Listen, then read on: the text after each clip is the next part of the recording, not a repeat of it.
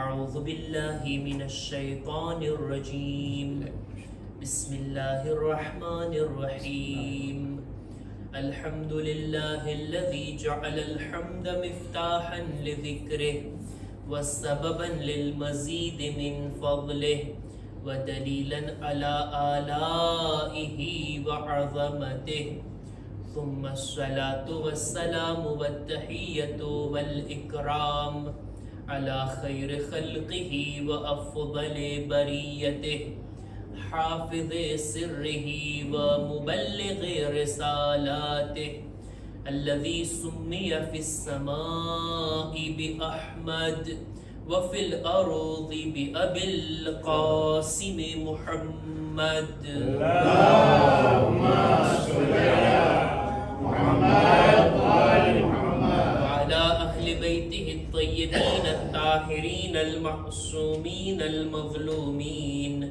ولعنة الله على أعدائهم أجمعين أما بعد فقد قال إمامنا علي بن الحسين عليه السلام ألا وإن أبغض الناس إلى الله من يقتدي بسنة إمام ولا يقتدي بأعماله صلوات بر محمد وآل محمد اللهم صل على محمد وآل محمد આજની આ મહાન ખુશી આ બુઝુર્ગ વિલાદતની ખૂબ ખૂબ મુબારકબાદ સૌપ્રથમ આપ લોકોની ખિદમતમાં આપણા ઉલમા મરાજે કિરામની ખિદમતમાં અને મહેફિલની શરૂઆતમાં જ આપણે બધા સાથે મળીને એક બાવાઝે બુલંદ સલવાત વડે ઝમાનાના ઇમામની ખિદમતમાં મુબારકબાદ પેશ કરીએ اللهم صل على محمد وآل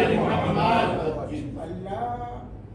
बाबाज़े बुलंद सलवात اللهم صل على محمد وآل محمد સલવાતનો મહિનો છે માહે શાબાન એની અંદર જેટલી ઇબાદતો છે એમાં સલવાતની ફઝીલત અને સવાબ ઘણો વધારે છે તાકીદ પણ કરવામાં આવી છે અને તમારે જેટલી સલવાત પડવી હોય મારા તરફથી કોઈ મનાઈ નથી ફરી એકવાર બાવાઝે બુલંદ સલવાત اللهم صل على محمد وآل محمد વાત કરવી છે આજે ચોથા ઇમામની અલીના ઘરમાં અલીની આમદ છે મૌલા અલીના પોતરા થઈને અને હજી ઇમામની વિલાદત ઈ સમયમાં થઈ કે મૌલા અલીની ખિલાફતનો જમાનો હતો એમની ઉંમરના આખરી દિવસો હતા ચોથા ઇમામની વિલાદત થઈ છે હિજરી સન 38 માં અને મૌલા અલીની શહાદત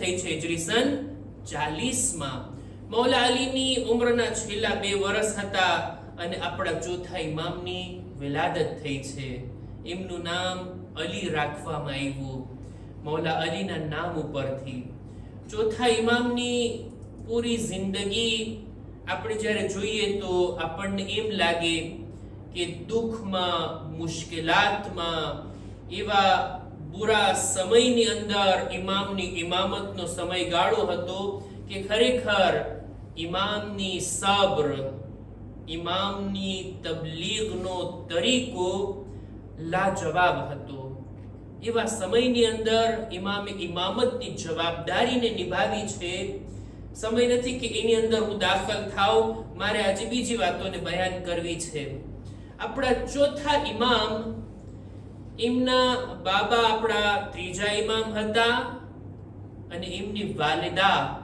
આજે જરાક એનો zikr હું કરું જેમનું નામ મળે છે શાહજહાન અને શહેરબાનો આ બે નામ મળે છે એમના ઈરાનની શાહઝાદી હતા અને એમના ઇમામ હુસૈન સાથે અક્દથી આપણા ચોથા ઇમામ દુનિયામાં આવેલા રસૂલ ખુદાએ સમાચાર આપેલા હતા કે ઇમામ હુસૈનના ઘરે જે ફરઝંદની વિલાદત થાશે ને એ ઇબ્નુલ ખિયરતૈન હશે એટલે બે સારા નેક શરીફ ખાનદાનનું ફળ ઈ છે આપણા ચોથા ઇમામ એક અરબના શરીફ તરીન ઇન્સાન એટલે કે આપણા ત્રીજા ઇમામ અને અજમના શરીફ ખાનદાનની એક દુખ્તર એટલે આપણા ચોથા ઇમામની વાલિદા.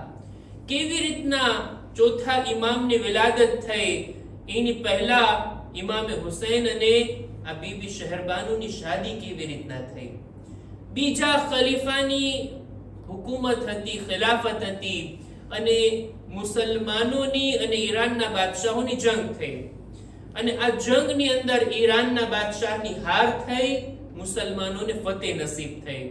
આ લોકોએ હુમલો કર્યો, ત્યાંથી બધા માલે ગનીમતને ઉઠાવી લીધા, અમુક લોકોને અસીર કર્યા, કૈદી બનાવ્યા, અને સાથોસાથ અસીર થનારાઓમાં આ ઈરાનના બાદશાહની દીકરી પણ હતી, એના ઘરની ઓરતો પણ હતી, અને આ બધાને અસીર કરીને લાવવામાં આવ્યા મદીના.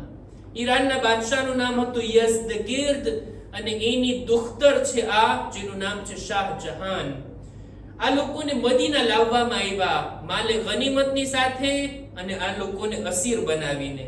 હવે એ જમાનાનું દસ્તુરી હતું, કોઈ કબીલા વચ્ચે જંગ થાય, કોઈ બીજા લોકો સાથે જંગ થાય, હારવા વાળા પક્ષનો માલે ગનીમત તરીકે લઈ લેવામાં આવતો, અને જે કોઈ ઔરતો બચી છે બધાને કનીઝ તરીકે એ લોકોને પણ લઈ લેવામાં આવતી.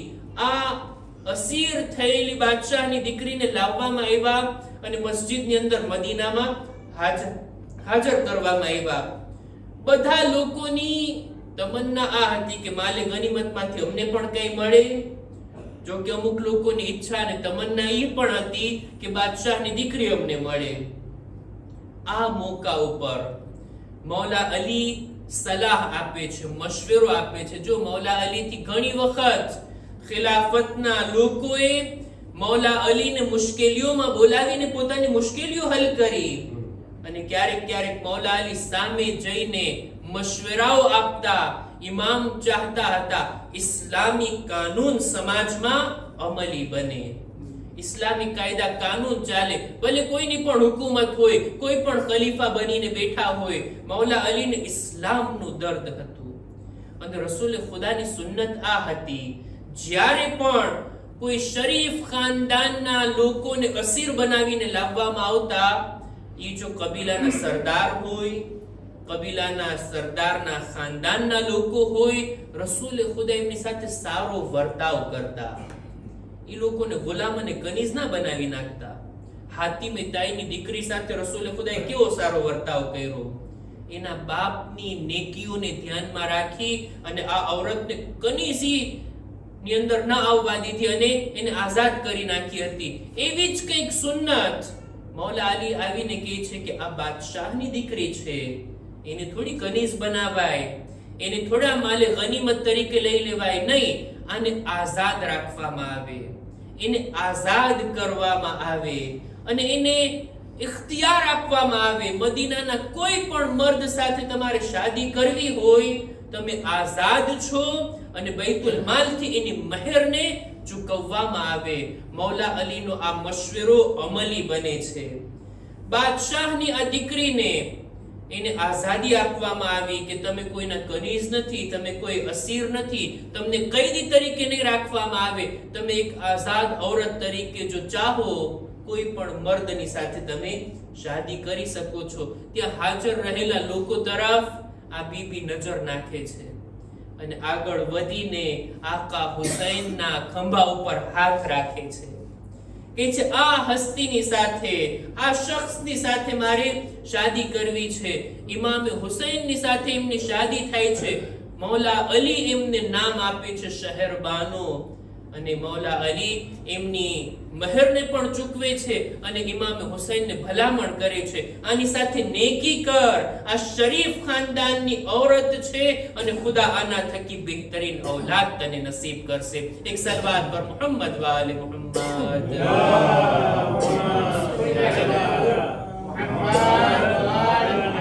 આ બનાવને તો મેં બયાન કર્યો. શું એમને હતું કે ઓચિંતા અચાનક એક હસ્તીના ખંભા ઉપર હાથ રાખી દીધો અને શાદી થઈ ગઈ ને ચોથા ઇમામની વિલાદત થઈ? પાર આઝાર હતું, એમને એક્સિડન્ટલી કોઈના પસંદગીમાં આવી ગયા? ના, એવું નહોતું.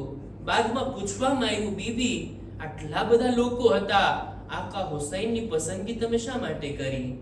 તેની પોતે જવાબમાં કહે છે કે ઈ પહેલા કે મુસલમાનો સાથે અમારી જંગ થાય, ઈ પહેલા કે ઈ લોકો હમલો કરે, મેં ખ્વાબમાં જોયું હતું કે રસૂલે ખુદા આ હસ્તીને લઈ, પોતાના નવાસાને લઈ અમારા ઘરે તશરીફ લાવ્યા અને મારી શાદી આકા હુસૈન સાથે કરાવી. ખ્વાબની અંદર મેં જોયું હતું, રસૂલુલ્લાહને મેં જોયા હતા. અને બીજા દિવસે ફરી પાછું મેં ખ્વાબમાં જોયું કે મારા ઘરે બિન્તે રસૂલ શહેઝાદી ફાતિમા ઝહરા અલૈહા સલામ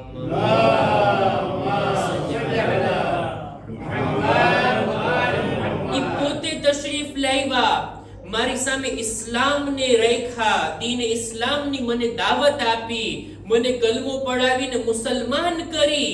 અને ત્યારબાદ ખુદ બીબી બયાન કર્યા હતા કે અનકરીબ તને મદીના લઈ જવામાં આવશે અને તું મારા ફરજંદની સાથે અક્દ કરીશ અને એનાથી તને સારી નેક ઔલાદ નસીબ થશે. આ બીબી ઝહરાના શબ્દો હતા. અને બીબીએ એ પણ કીધું હતું, જ્યારે તને લઈ જવામાં આવશે ત્યારે કોઈ પણ તને પરેશાન નહીં કરે, તારી ઇજ્જત મહેફૂઝ રહેશે અને તું સહીઓ સલામત મદીનામાં મારા દીકરાના અક્દમાં આવીશ.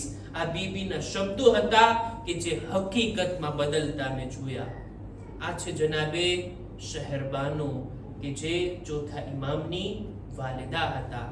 ચોથા ઇમામ ઇબ્નુલ ખૈરતૈન કહેવામાં આવતા અરબના બહેતરીન હસ્તી આકા હુસૈન અને અજમના બહેતરીન ખાનદાનની આ ખાતુન જનાબે શહેરબાનુના આ મિલનથી તેઓ આ દુનિયામાં આવ્યા. આપણા ચોથા ઇમામ, એમની ઇમામત, એની શરૂઆત જે થઈ છે આશુરાના દિવસે. ઈ જમાનાની અંદર હાકિમ યઝીદ હતો અને કરબલા બાદ યઝીદના જે કારનામાઓ છે, મદીના ઉપર હુમલો, ખાને કાબાના દીવાલને નુકસાન પહોંચાડ્યું અને ખાને કાબાના પડદાને આગ લગાડી, આ બધા યઝીદના કારનામાઓ. આવા માહોલમાં ચોથા ઇમામની ઇમામતની શરૂઆત થઈ. એવા ઝાલિમ લોકો, એવા ખબીસ લોકોની હુકુમત હતી ચોથા ઇમામના જમાનામાં. સૌથી વધારે સમયગાળો ઇમામનો છે અબ્દુલ મલિકની સાથે. એની હુકુમત 20 વર્ષ સુધી. અને અહીંયા ઇમામે સજ્જાદની ઇમામતની આ મુદ્દત હતી. આ ઝાલિમ ખલીફાએ એટલા જુલ્મ કર્યા હતા, એટલા ચોથા ઇમામ ઉપર પાબંદી રાખી હતી, પણ કરબલાના બનાવ બાદ ઇમામને રજા નહોતી કે એ નમાઝે જમાઅત પડાવે. ઇમામે સજ્જાદને રજા નહોતી કે તે ખુતબો આપે, તકરીર કરે, દર્સ આપે, લોકોને વાઝો નસીહત કરે. કોઈ જાતની રજા ના હતી. ઇમામને બસ પોતાના કામથી કામ, પોતાના ઘરમાં, એમને બહાર જવાની કઈ રજા ના હતી. આવા માહોલની અંદર ઇમામે પોતાની ઇમામતની જવાબદારીને નિભાવી. ખરેખર ઇમામને કૈદ કરી શકાય, પણ ઇમામના મિશનને ક્યારે કૈદ ના કરી શકાય. ઇમામના પૈગામ અને સંદેશાને ક્યારે કૈદ ના કરી શકાય. ઇમામ બેશક અસીર બન્યા, કૈદી બન્યા, પણ ઇમામનું કૈદી બનવું આમાં ઇસ્લામની આઝાદી હતી. દીન ખુદાને યઝીદ અને એના જેવા લોકોના હાથમાંથી ઇમામે आजाद કરી દીધો. અલ્લામા જવાદી કહે છે ને, સજદોं ने जिसके दहर को आबाद कर दिया, खालिक ने उसको सैयद सज्जाद कर दिया. एक बेकसु मजलूम का एजाज देखिए, बेड़ी पहन के दीन को आजाद कर दिया. एक सलवात पर मोहम्मद वाले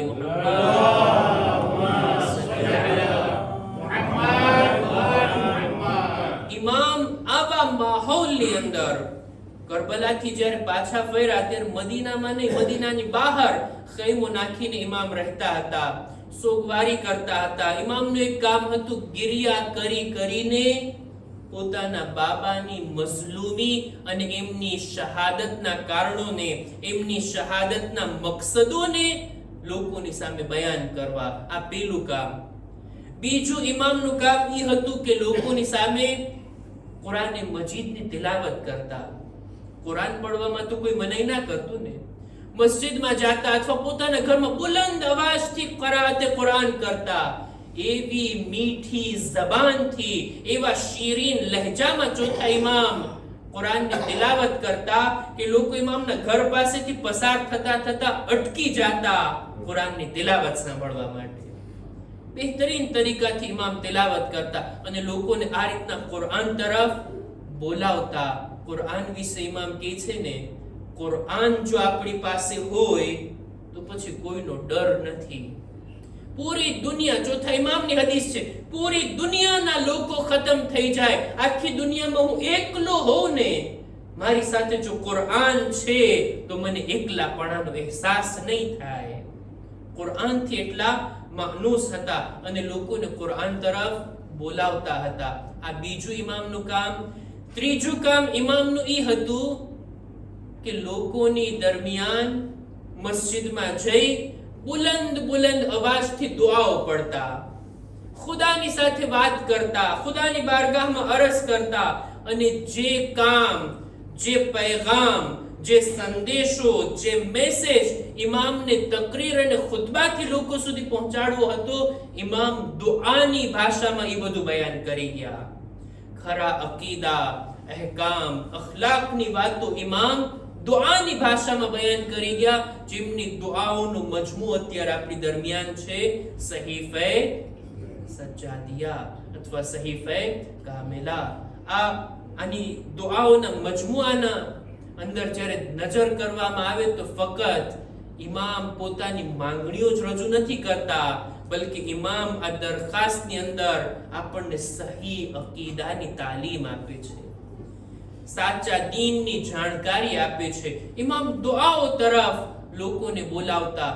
આ સિવાય ઇમામનું આગલું કામ એ હતું કે પોતાના ઘરે ગુલામોને ખરીદીને લઈ આવતા, પોતાના ગુલામો પાસે ફક્ત કામ ના કરાવતા, બલકે એમને દીનની તાલીમ આપતા, કુરાનની તાલીમ આપતા. કોઈ પણ ગુલામને ઇમામ ખરીદતા 1 વર્ષથી વધારે ના રાખતા. 1 વર્ષની અંદર એને દીન શીખાડી, જાણકારી આપીને એને રાહે ખુદામાં આઝાદ કરી દેતા. હવે ગુલામીમાંથી એને બહાર કાઢી અને આઝાદ ઇન્સાનોની જેમ રહેવા માટે સમાજમાં મોકલી આપતા.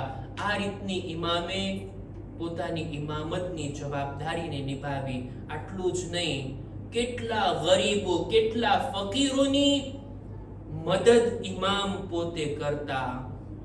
તારીખમાં મળે છે કે 400 ઘરોનો ખર્ચો ઇમામ પોતે ઉપાડતા હતા.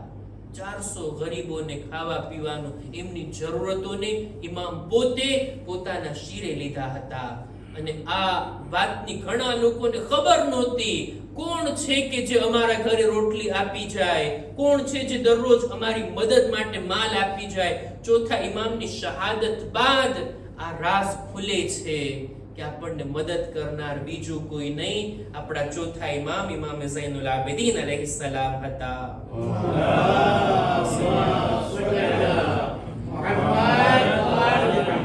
આપણે ચોથા ઇમામની અમુક હદીસોને બયાન કરીને હું વાતને પૂરી કરવા માંગુ છું. અમુક બાબતો, અમુક હદીસો ચોથા ઇમામની. એક હદીસ નજરોથી પસાર થઈ અને ચાહ્યું કે આજે તમારી સામે બયાન કરું. ખરેખર આ હદીસ ઉપર જો વિચાર કરીએ ને તો આપણું દિલ હલી જાય, એક શોક લાગે આપણને. ચોથા ઇમામ ફરમાવે છે કે ઇન્ન અબગઝન નાસ ઇલલ્લાહ મન યક્તદી બિસુન્નતિ ઇમામ.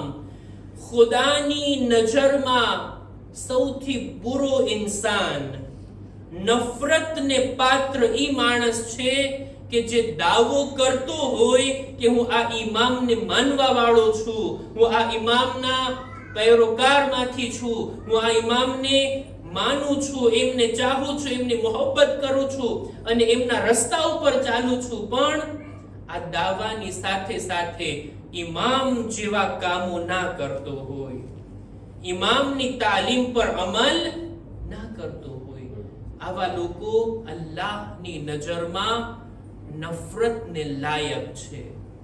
ઇમામની ઇમામતને માનવાનો દાવો પણ ઇમામ જેવા કામ કરતા એવા કામ નથી, ઇમામના જેવા કામ નથી, બલ્કે ઇમામના કામના વિરોધમાં ઇન્સાન કોઈ કામ કરતો હોય, કેટલી બુરી વાત કહેવાય. ચોથા ઇમામને આપણે માનીએ છીએ પણ આપણા કામો જો ચોથા ઇમામના કામથી મળતા ના હોય, એમની તાલીમથી મળતા ના હોય, તો પછી આપણો આ દાવો ફક્ત દાવો છે, હકીકત નથી.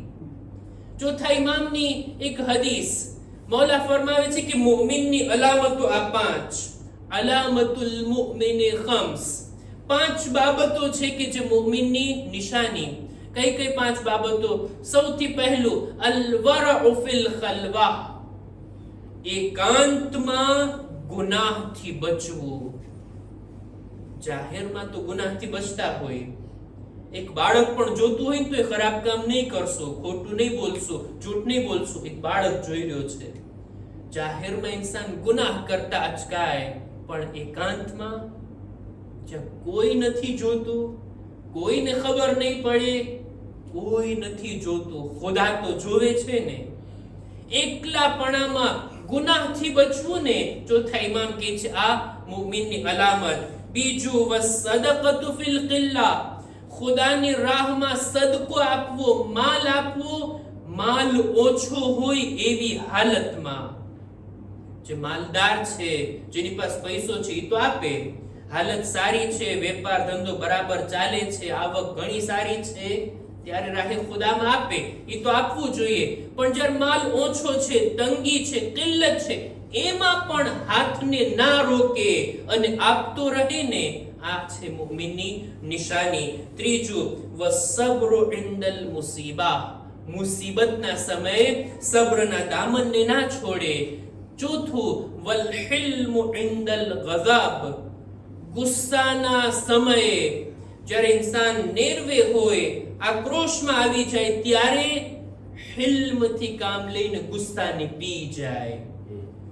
ગુસ્સો આવવું નોર્મલ વાત છે, ઇમામ નથી કહેતા ગુસ્સો ન આવે, ના, ગુસ્સો આવે ત્યારે પોતાના નફ્સને કાબુમાં રાખે. ગુસ્સો આવવો અલગ વાત અને ગુસ્સાની હાલતમાં બેકાબુ બની જાવું આ બીજી વાત. બલકે ઇન્સાન ગુસ્સાને કાબુમાં રાખે, પોતાના ગુસ્સાને પી જાય. એક હદીસની અંદર આપણા ચોથા ઇમામ ઇમામ ઝૈનુલ આબિદીન અલૈહિસ્સલામ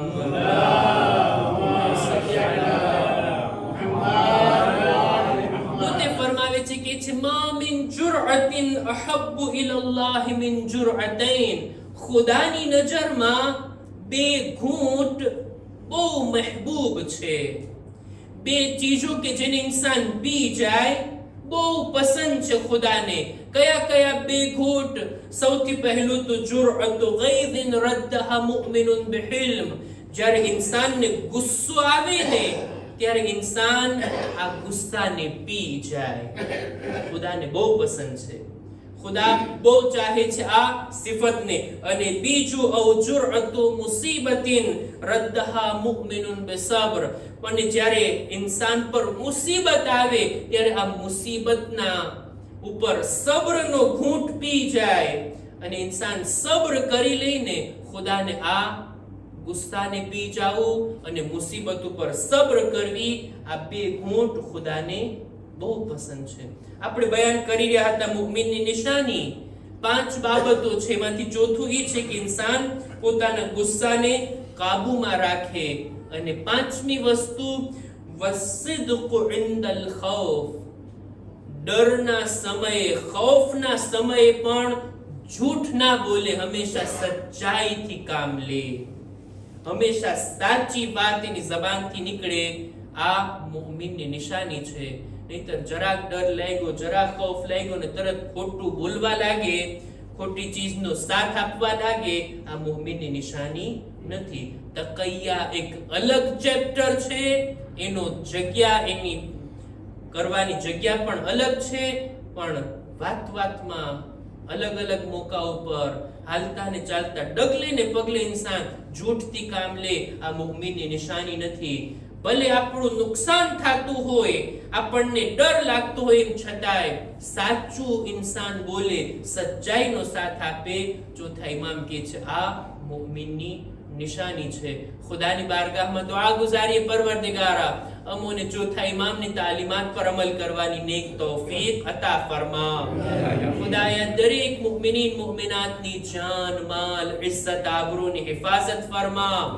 ખુદાયા માહે શાબાનમાં તારી બહેતર તરીકાથી બંદગી અને ઇબાદતની નેક તૌફીક નસીબ કર.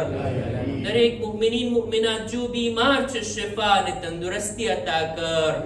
ઝમાનાના ઇમામના ઝુહુરમાં તાજીલ ફરમા. અમારો શુમાર એમના સાથીઓમાં कर. रब्बना तक़ब्बल मिन्ना इन्नका अंतस समीउल अलीम.